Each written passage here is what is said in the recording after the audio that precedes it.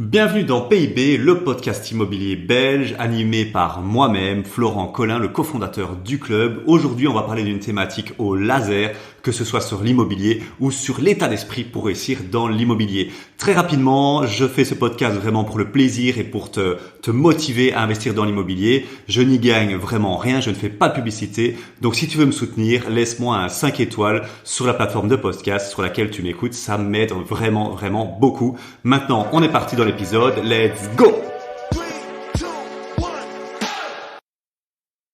Bienvenue dans PIB, ici Florent Collin, le cofondateur du club et bien évidemment investisseur immobilier en Belgique, spécialisé dans la location courte durée. On se retrouve dans cet épisode pour parler d'un sujet très grave. Très grave et très important, c'est faut-il se diversifier? Est-ce que la diversification est une bonne idée? Et je vais te donner mon avis et surtout mon expérience, mon retour d'expérience après presque 5 ans d'investissement et de diversification. Et donc, on voit assez régulièrement que il faut diversifier son argent, diversifier son placement, ses placements. Il faut mettre un peu dans tous les râteliers pour lisser le risque. Alors en fait, c'est un conseil qui est sûrement très efficace pour les gens qui ont beaucoup d'argent. Mais je peux te dire que pour les gens qui ont des sommes, en dessous de 1 million, c'est vraiment la pire chose à faire. C'est de la pure bullshit. Je ne sais pas d'où sort ce conseil et ce côté de diversification. Et je vais te le prouver déjà de par mon expérience, mais de par aussi certains mentors que j'écoute. Et depuis que j'ai eu...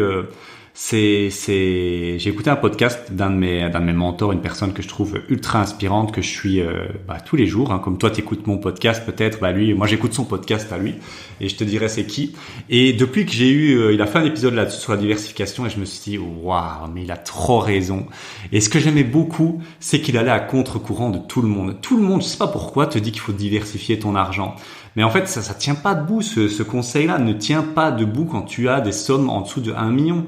Ça n'a aucun intérêt parce que tu ne fais pas un effet cumulé de l'apprentissage de tout ça. Et donc, tout ça pour dire, tu l'as bien compris, je suis vraiment formellement contre la diversification. J'ai fait ça pendant mes 3 premières années d'investissement. Ça m'a jamais réussi. J'ai investi dans tout ce que tu peux imaginer. J'ai investi un peu en bourse, un peu en crypto, même beaucoup en crypto. J'ai investi massivement dans l'immobilier et j'ai investi aussi un peu en token. Enfin, toutes les saloperies que tu peux imaginer, je les ai essayées. Et en fait, ça m'a jamais rien apporté. Ça m'a même fait perdre beaucoup d'argent. Parce qu'il faut savoir que dans cette course à la diversification, on s'éparpille. Moi, depuis que je suis en quête de liberté financière, j'ai essayé le trading et les robots trading. J'ai essayé le marketing de réseau. J'ai investi dans des marketing de réseau en quête et en espoir de devenir millionnaire du jour au lendemain, bien évidemment. Et je suis sûr que ça va en faire sourire certains qui se reconnaîtront. J'ai investi dans la bourse et j'ai acheté des actions chez Airbnb, chez Google, chez Apple, chez tout ce que tu peux imaginer. J'ai investi dans la crypto, j'ai investi quand même beaucoup. Et résultat des courses, j'ai fait que perdre de l'argent. Que perdre de l'argent dans tous ces trucs-là que j'ai investis. Et pourquoi? Parce qu'en fait, il faut comprendre une chose.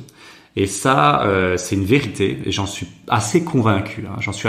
J'ai fait assez de formations et de séminaires là-dedans. Sur la création de richesse, sur le business, tout ce que tu peux imaginer, c'est que la dispersion n'amène à aucun résultat. Et donc la diversification, c'est de la dispersion en plein. Mettre 1000 € en bourse, 1000 € en X, en crypto, 1000 € dans un MLM, 1000 € dans un robot trading, c'est de la dispersion et c'est de la pure bullshit. Voilà, je suis désolé, c'est de la pure bullshit parce que les résultats d'une personne, un investisseur qui a des résultats, ça vient pas de la diversification, ça vient de l'opposé, ça vient du focus et ça vient du long terme. Et en fait, il faut comprendre une chose. Pourquoi la diversification, c'est une illusion et ça ne marche pas? Parce que tu ne peux pas, c'est impossible, je suis désolé, là je ne peux pas y croire, que tu sois expert en crypto-monnaie, en immobilier, en marketing de réseau, en trading, en bourse. Tu peux pas être expert là-dedans Et donc, qu'est-ce que tu vas faire? Tu vas te diversifier parce que il y a un Gugus qui t'a dit sur YouTube, ouais, faut se diversifier avec la crise qui arrive, c'est important. Et qu'est-ce que tu vas faire? Tu vas aller mettre ton argent sur des devises en yuan chinois, en dollars chinois ou en dollars américains ou en yens chinois. Tu vas aller mettre ton argent sur je sais pas moi, le S&P 500. Tu vas aller le mettre sur le Bitcoin. Et au final, tu sais pas trop ce que tu fais. En fait, tu joues au casino. Tu joues clairement au casino en faisant ça. Parce que tu n'as aucune connaissance de ces trois choses-là. Tu peux pas être un expert en devises. Tu peux pas être un expert en trading de devises. Tu peux pas être un expert sur le S&P et la bourse. Et tu peux pas être un expert en crypto. Donc, la diversification, c'est de la bullshit parce que on ne peut pas être expert de tout en même temps. C'est littéralement impossible.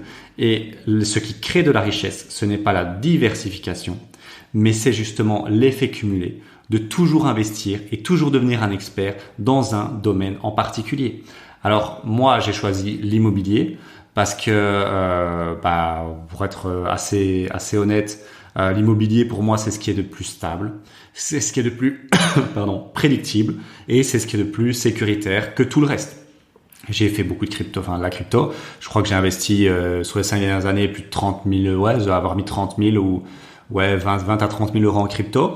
J'ai jamais rien gagné avec ça parce qu'en fait, je ne contrôle pas le cours de la crypto. Donc, ça monte, c'est génial. Ça descend, je l'ai dans l'os. Mais je n'ai aucun pouvoir là-dessus. Même chose pour la bourse. Même chose pour le trading. Parce que le trading, t'as une illusion de contrôle. Mais voilà, on va pas se voiler la face. C'est quand même assez bullshit. Tu perds plus d'argent que d'autres et il y a beaucoup de stats qui vont dans ce sens-là. Alors que l'IMO, on est au contrôle. Si je fais de la merde, c'est de ma faute. Voilà. Si c'est que j'ai pas vu ça, c'est que j'ai mal négocié, c'est que j'ai pas bien eu mon crédit, c'est que j'ai pas fait les choses dans l'ordre. Mais quand c'est bien fait, c'est stable, il y a une prédictibilité et c'est ça que j'adore. Et donc, moi, j'ai décidé, là, j'ai été assez catégorique. J'avais encore des cryptos jusqu'à l'année dernière et de la bourse. J'ai tout revendu. Voilà, je te le dis, j'ai tout revendu. J'arrête d'espérer de me dire ouais peut-être qu'un jour je vais gagner de l'argent avec ça. Non, j'en sais rien en fait, j'en sais rien. Et alors tu vas te dire ouais mais c'est pas négatif de mettre 10 000 euros en crypto. Ben si c'est négatif parce que tu contrôles rien. Tu vas mettre 10 000 euros en crypto, le cours va baisser à 5 000 et puis tu vas te dire ouais en fait c'est pas grave, je suis un hodl, tu vois. Je connais très bien les termes. Je suis un hodl, je vais conserver jusqu'à ce que ça remonte à 15 000. Ouais, mais non, en fait. Mais non, parce qu'en fait, ces 10 000 là, t'aurais pu les mettre de côté pour un futur achat immobilier. Et donc, en se dispersant, tu perds de l'argent automatiquement parce que tu peux pas être expert de tout. Et donc, tu fais pas l'effet cumulé. Au lieu de mettre 10 000 euros en crypto qui s'en transforment en 5 000, t'aurais pu les mettre de côté et les mettre de côté, que ça se transforme en 15 puis en 20 000 et que ces 20 000 là, tu les mettes dans un projet immobilier. Tu vois, et ça, pour moi, c'est une catastrophe. Je m'en suis rendu compte il y a pas si longtemps, hein, ça fait 1 an parce que j'ai été bercé d'illusions qu'on me disait ouais protégez vos actifs, protégez. Ok, ce conseil-là vaut sûrement pour des gens qui ont des millions d'euros de patrimoine, mais pour des gens qui sont comme toi et moi, qui ont moins d'1 million d'euros sur leur compte, ce conseil c'est une catastrophe. Pour moi, ça va dans l'opposé de la création de richesse, ça va dans la destruction de richesse parce que tu peux pas tout connaître. Voilà, c'est aussi simple que ça. Et donc la seule exception que je vais dire là-dedans où on peut se défocus, mais pour moi c'est une exception qui vaut le coup, c'est que tu mets ton focus et ton long terme sur l'immobilier bien évidemment, hein. Pour moi c'est la meilleure création de richesse et je l'ai déjà expliqué des dizaines de fois, mais tu peux trouver les stats assez facilement. Je crois que 8 ou 9 millionnaires sur 10 le sont en immobilier. C'est pas pour rien parce que c'est simple l'immobilier, il suffit d'avoir compris la méthode et puis tu dupliques et tu laisses le temps faire son travail. C'est aussi simple que ça. Mais donc la seule exception où je suis d'accord de se défocuser un peu, de sortir un peu de son focus avec l'immobilier, c'est sur le business. Parce que pour moi, le business, c'est encore autre chose. L'immobilier a un caractère plus passif. C'est décorrélé effectivement, il y a des efforts, il y a du temps, hein. Il n'y a rien qui arrive sans rien. Mais c'est quand même assez décorrélé. Donc, du temps que tu passes, on pourrait appeler ça du passif, même si pour moi, c'est pas vraiment passif l'immobilier. Je pense, je te ferai un épisode là-dessus. Mais c'est relativement passif, on va dire ça comme ça. Et le business, là, c'est quelque chose de plus actif. C'est quelque chose de plus qui te permet de générer beaucoup plus de revenus si tu comprends les règles. Alors le business c'est très complexe.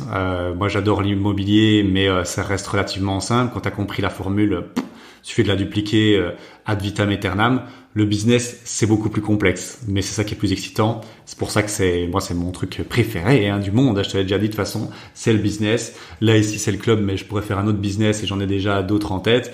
Et là, c'est vraiment le kiff, quoi, parce qu'il y a des challenges et tout, et c'est le super kiff.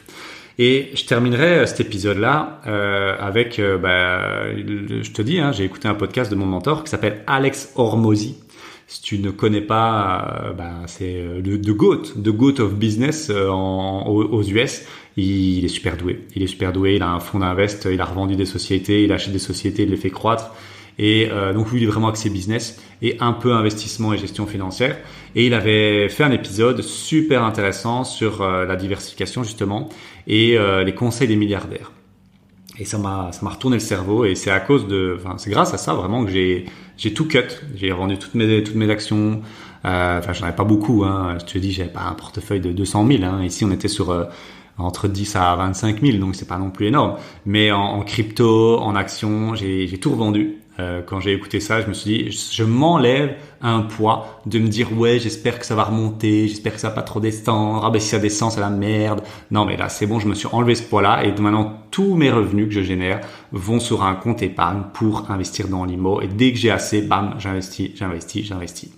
Et donc, son conseil, c'était quoi?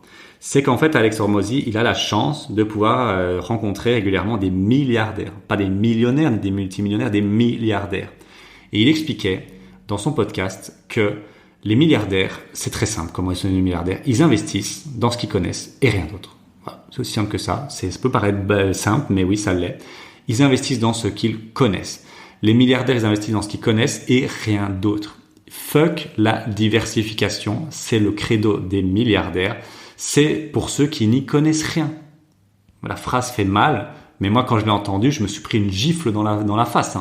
Et peut-être que ce sera ton cas ici, mais je suis désolé, la diversification, c'est de la pure bullshit. C'est pour ceux qui n'y connaissent rien. C'est pour ceux qui veulent jouer au casino, qui espèrent, oui, je vais mettre 10 000 euros en bitcoin et bon, on m'a dit qu'on pouvait devenir millionnaire. Allez, je mets 10 000 et j'espère que ça se transforme en un million. Non, ça marche pas comme ça, la vie. Ça marche pas comme ça. Sauf si t'as vraiment un cul d'enfer et que t'arrives au bon moment. Mais c'est du casino. Franchement, autant prendre les 10 000 et aller les foutre sur le numéro 31 à la roulette. Je pense que t'auras plus de chances de gagner.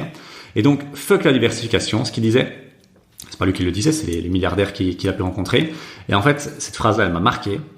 Les milliardaires ne font pas grand-chose, mais ils font uniquement ce qu'ils connaissent.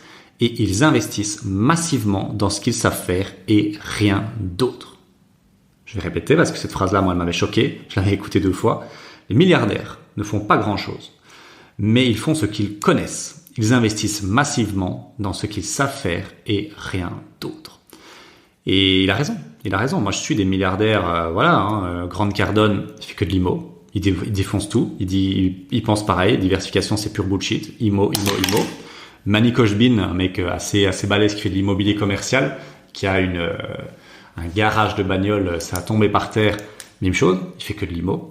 Warren Buffett, on peut prendre l'exemple, on peut en prendre des centaines. Warren Buffett, il fait quoi? Il fait que de la bourse. Il fait pas de l'IMO, il fait pas je sais pas quoi, il fait que de la bourse. Et donc voilà, les milliardaires ne font que ce qu'ils connaissent. Et donc ils ne se diversifient pas en fait. Et pourquoi c'est important? Parce qu'il y a un effet cumulé. Plus tu fais quelque chose, plus tu deviens expert. Plus tu deviens expert, plus tu fais des bonnes affaires, plus tu gagnes de l'argent, plus tu économises. Et donc c'est évident, c'est d'une évidence, mais qui va à contre-courant de toutes les conneries qu'on peut entendre sur YouTube de faut se diversifier, faut protéger son argent, blablabla. C'est vrai, mais quand tu as dépassé un certain seuil et on n'y est pas encore. Sauf si tu es un multimillionnaire qui m'écoute, là c'est encore différent. Mais la majorité des gens qui m'écoutent sont des gens, on va dire, qui démarrent de zéro dans l'IMO ou pas loin et donc qui sont dans ce cas-là. Arrête de diversifier, arrête de gamble sur de la bourse, des crypto-monnaies, du MLM ou je ne sais d'un quoi. Mets bien ton argent de côté et investis-le dans l'immobilier massivement. Et moi, c'est ce que je fais. C'est ce que je fais là depuis que j'ai entendu ça, depuis 1 an là.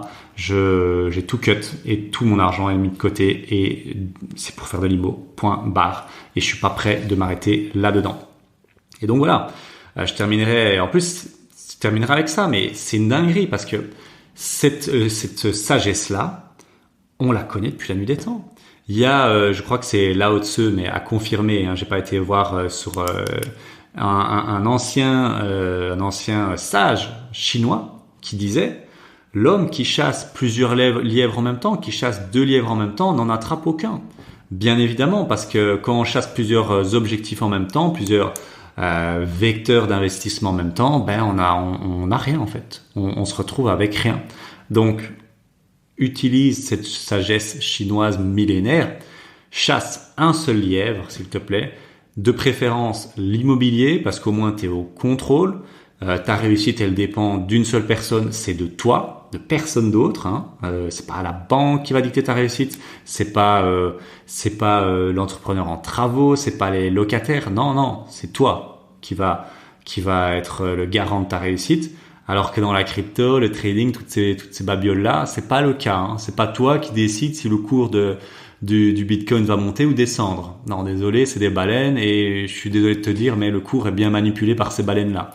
Donc là, je pense que ça vaut mieux d'investir toute ton énergie, ton argent, tes efforts dans l'immobilier et que dans 4-5 ans, ou 10 ans, on va dire, un horizon long terme plus loin, dans 10 ans, tu as eu un changement de vie radical, tu vis de tes rentes et tu fais ce que tu veux de ton argent. Et ça, c'est possible parce que tu auras décidé d'être focus long terme sur une seule chose. Et sur l'immobilier, bien évidemment. Donc voilà, pour clôturer la diversification, non merci, je passe mon tour, moi j'ai arrêté et je fais des belles économies parce que tu sais, je terminerai là-dessus, mais j'ai acheté énormément de formations au cours de mes 5 dernières années sur plein de sujets différents. Eh ben je te dis pas, si j'avais mis tout, et donc j'ai investi, hein, donc en crypto, bitcoin, bourse, si je n'avais pas investi dans ces trucs-là, et que je n'avais pas investi dans ces formations-là, ça se compte en dizaines de milliers d'euros que j'aurais pu réinvestir dans l'immo beaucoup plus rapidement et j'aurais certainement, 1 ou 2 biens immobiliers de plus si j'avais pas fait le con et que je m'étais pas dispersé dans tous les sens. Et donc, je te donne ce conseil-là, ne te disperse pas, tu ne perdras que du temps, de l'argent, de l'énergie, ça n'a aucun intérêt. Si mes milliardaires applique ce conseil-là, je vois pas pourquoi toi comme moi, on ne le ferait pas. Voilà, c'est tout pour moi dans cet épisode. J'espère que tu as apprécié l'épisode. On se retrouve dans un prochain épisode. Ciao, merci d'avoir écouté cet épisode et pour te remercier pour ta fidélité et parce que tu es vraiment motivé à investir dans l'immobilier, je t'invite à un IMOtour. Un IMOtour, c'est un atelier immobilier en présentiel, donc on va pouvoir se voir et je sais que ça en général les gens y kiffent. Pour te remercier de ta fidélité, petite réduction podcast, on va l'appeler comme ça. Au lieu de 30 €, c'est 7 € la place et l'atelier IMOtour, tu verras, tu cliques sur le lien en description, tu verras la thématique, tu verras l'endroit, tu verras l'horaire, mais vraiment, c'est une pépite au niveau immobilier. C'est vraiment un moment hors du temps pour pouvoir parler à des investisseurs et pour pouvoir poser toutes tes questions. Voilà, j'espère qu'on se voit bientôt dans un IMOtour. Sinon, à très bientôt pour un prochain épisode de podcast. Ciao, ciao!